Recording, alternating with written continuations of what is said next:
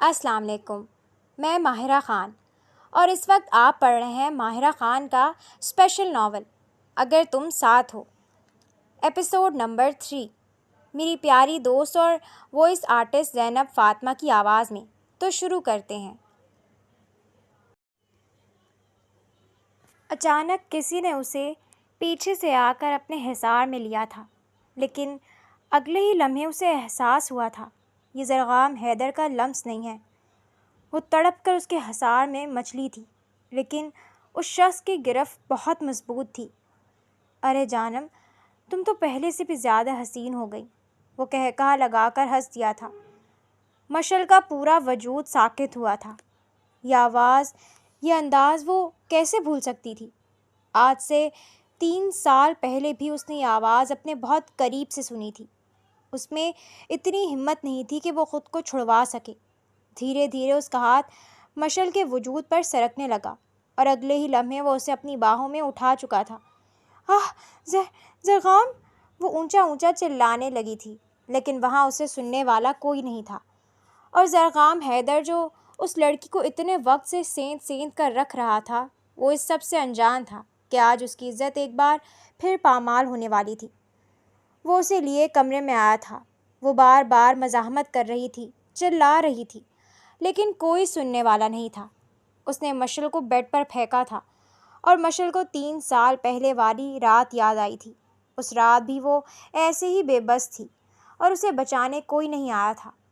ابھی تک وہ اس ٹراما سے نہیں نکل سکتی تھی اور وہ درندہ پھر آ گیا تھا۔ وہ اس کے اوپر جھکنے والا تھا۔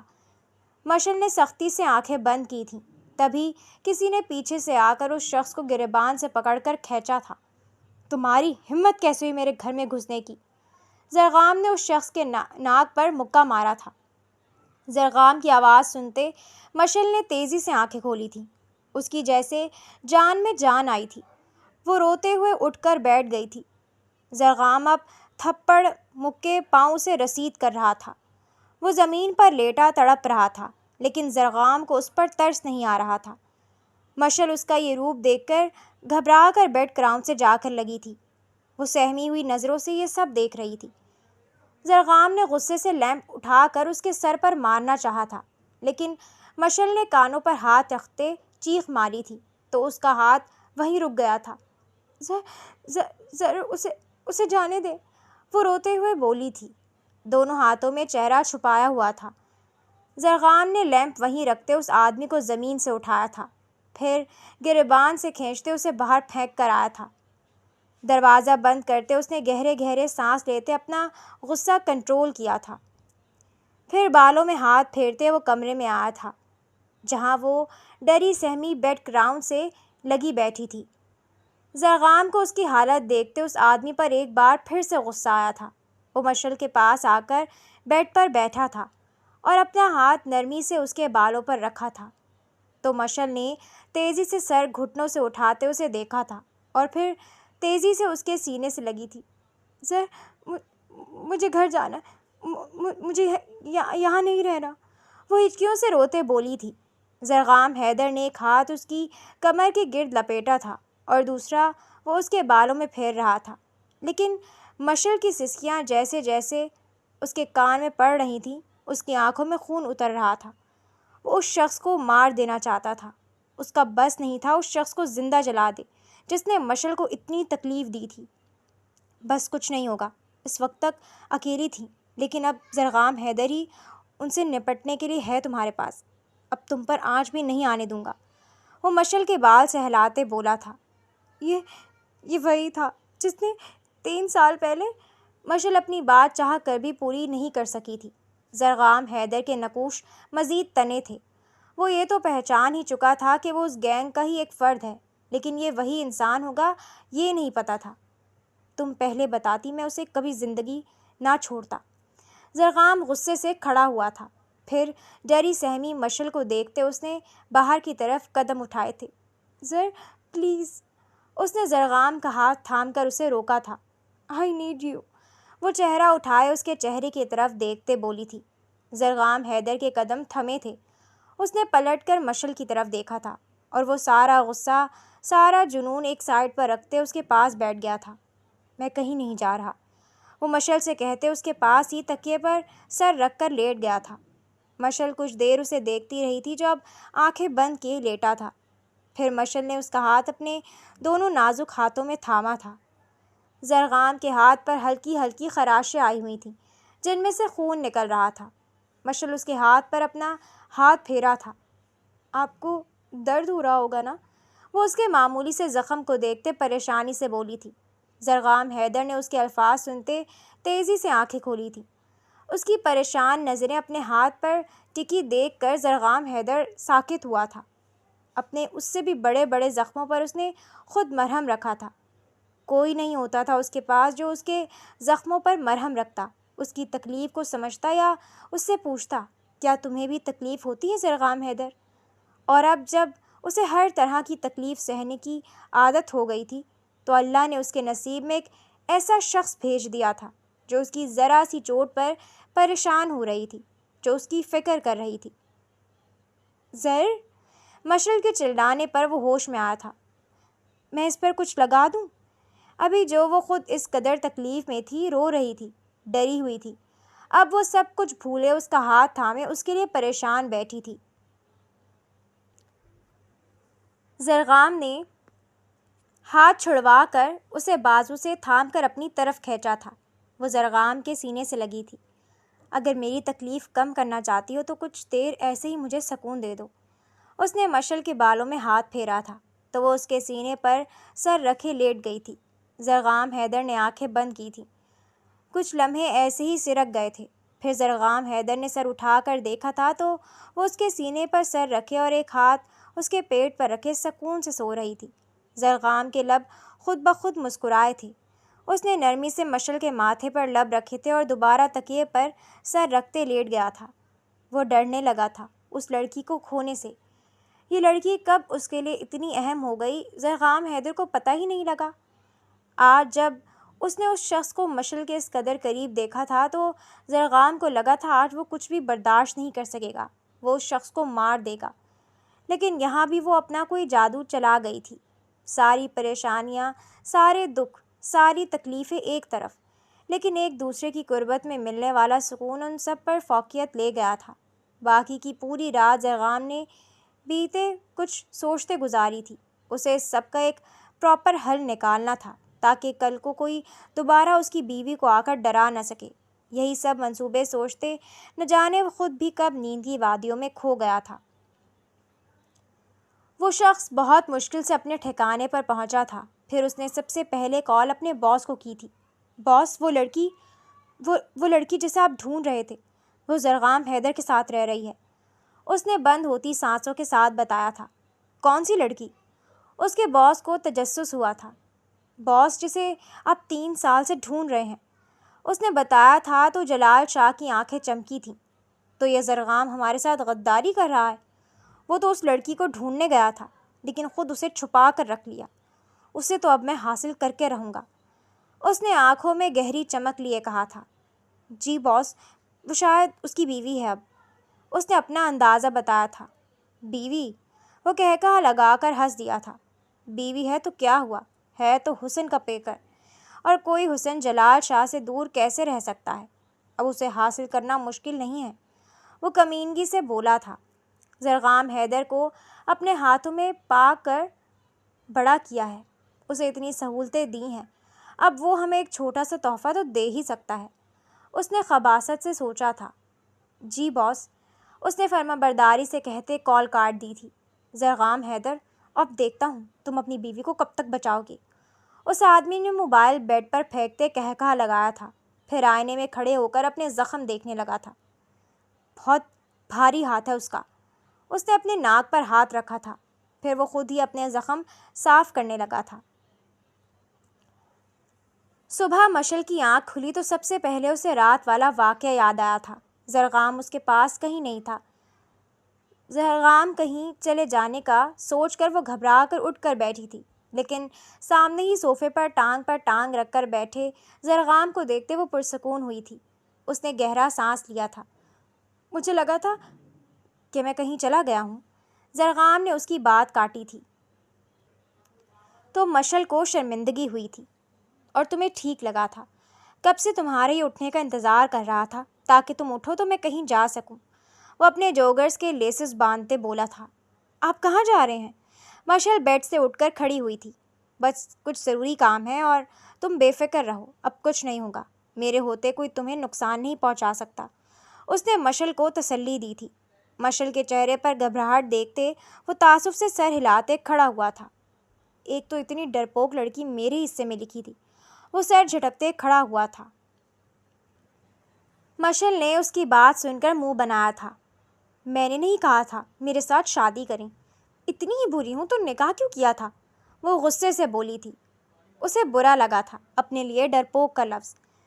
زرغام کے ہونٹوں پر مسکراہٹ آئی تھی جسے اس نے سر جھکا کر چھپایا تھا۔ پھر وہ قدم اٹھاتے اس کے قریب آیا تھا۔ وہ بالکل مشل کے قریب آ کر رک گیا تھا۔ اس نے جھک کر مشل کی آنکھوں میں براہ راست دیکھا تھا۔ مشل کو اپنی سانسیں رکتی ہوئی محسوس ہوئی تھیں۔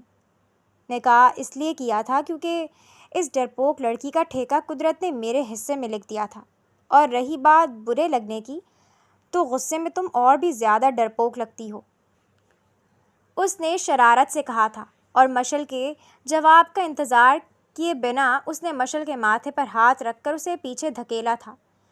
سائڈ پر ہٹو ڈرپوک لڑکی، مجھے دیر ہو رہی ہے۔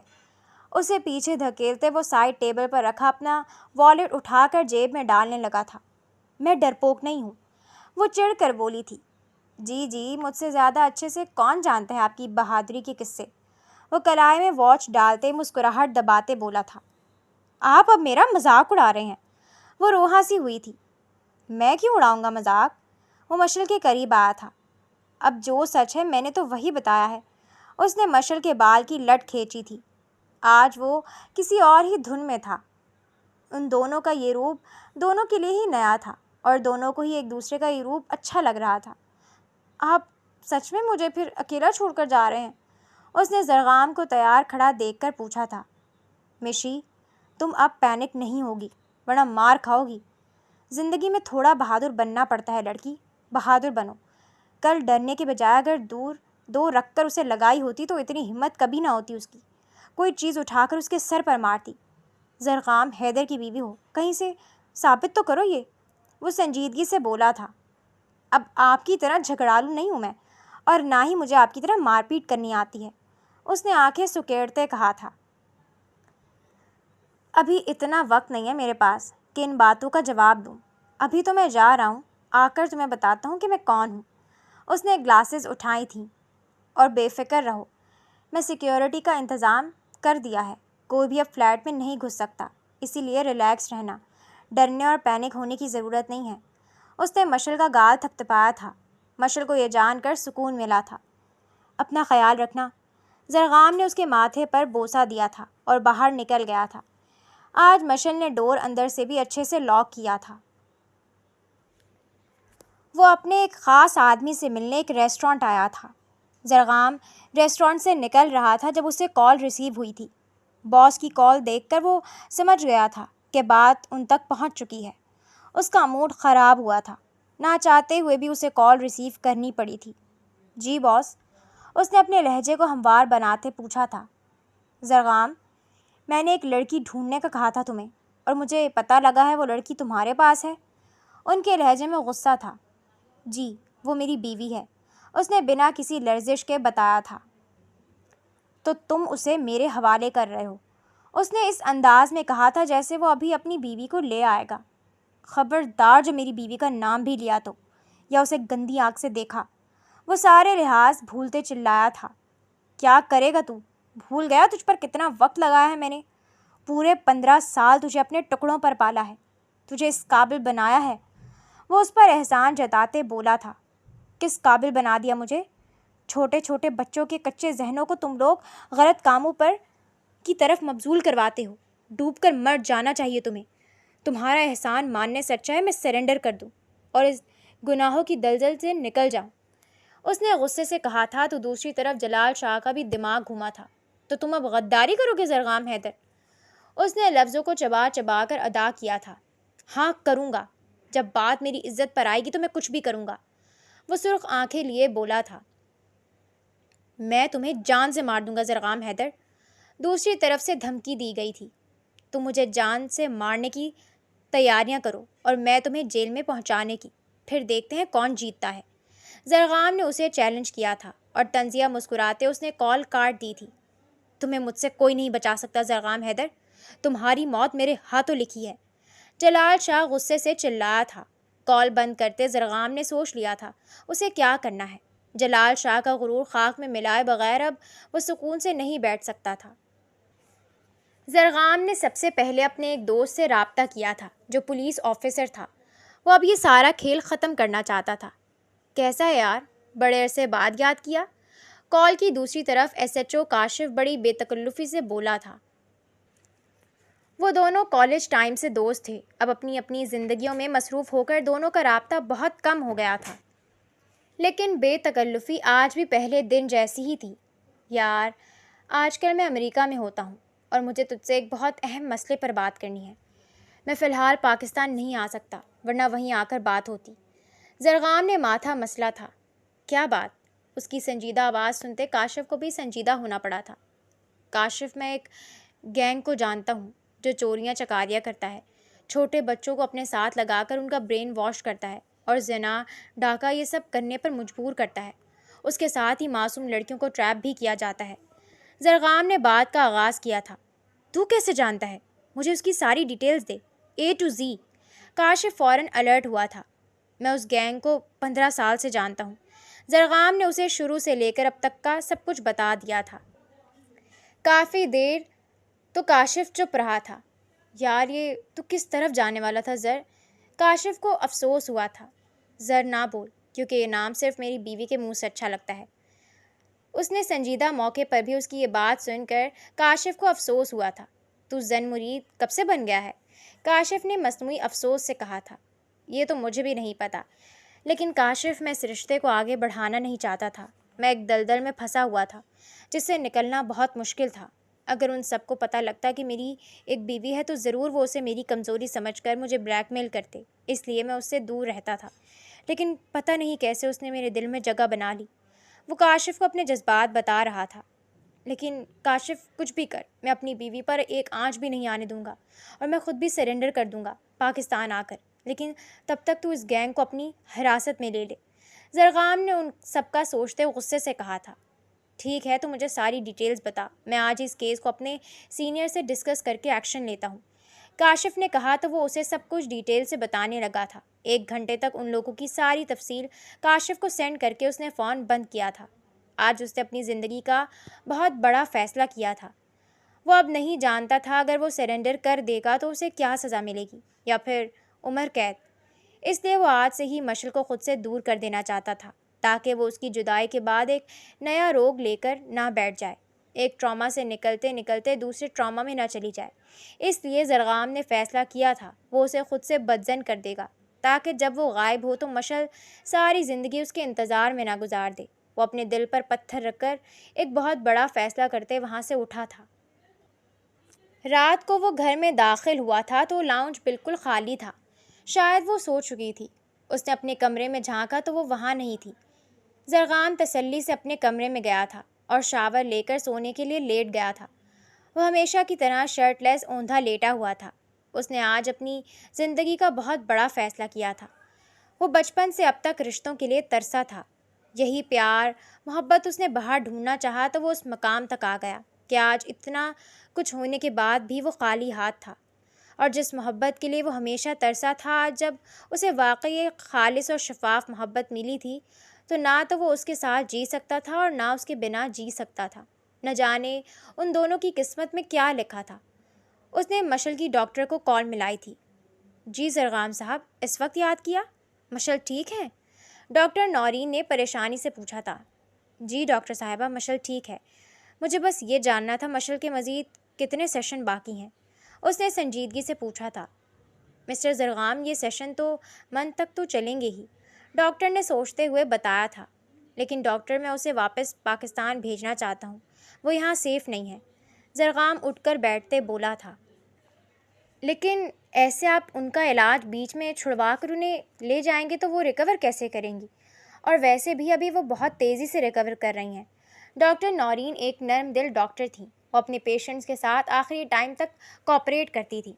لیکن میری مجبوری ہے، کیا یہ سیشن آن لائن ہو سکتے ہیں؟ اس نے پریشانی سے بالوں میں ہاتھ پھیرا تھا۔ ہو تو سکتے ہیں، لیکن فیس ٹو فیس ہم زیادہ اچھے سے پیشنٹ کی مینٹل اور فزیکل حالت کو سمجھ سکتے ہیں۔ ڈاکٹر نے اسے سمجھانا چاہا تھا۔ آئی نو، لیکن مجھے 1 یا 2 دن میں اسے واپس بھیجنا ہے، اس نے فیصلہ کن انداز میں کہا تھا۔ ٹھیک ہے، ہم آن لائن ان کے ساتھ رابطے میں رہیں گے، اور میں آپ کو پاکستان کے کچھ اچھے سائیکالوجسٹ کا بھی بتا دیتی ہوں۔